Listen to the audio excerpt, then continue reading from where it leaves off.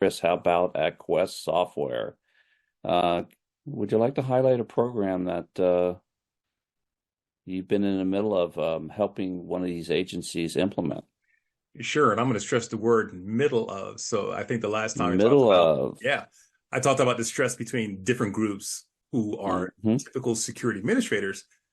We had one agency and several, not just agencies, but we've seen this across systems integrators and folk who have a mixed environment. So that is, we've had camps of people who have invested heavily in Windows-based technologies or Azure, and they're heavily invested in directory services that are based on Microsoft technologies. And then you have folk that are heavily invested in more open source technologies that are Linux dependent and managed.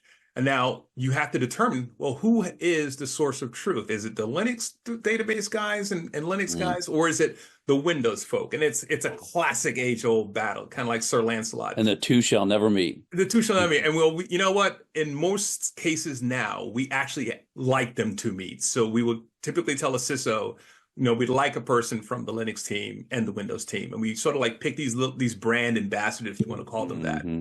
And we sit them down and says like, hey, look, like here are the way you approach security, how you approach permissions and compliance and audit. And here's how Windows does it. And we try to get them to see they're not that far apart.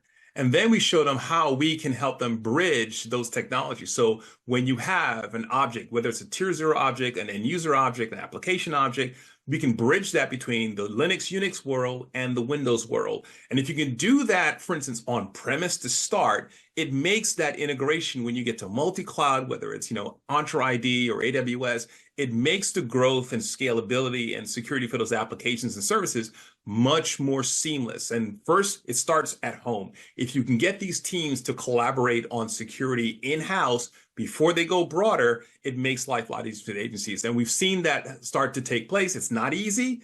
We're in the middle sometimes. It's not funny or comfortable, but we've seen it work when those teams get together and start to understand that zero trust is a cross-platform thing. It's not platform specific.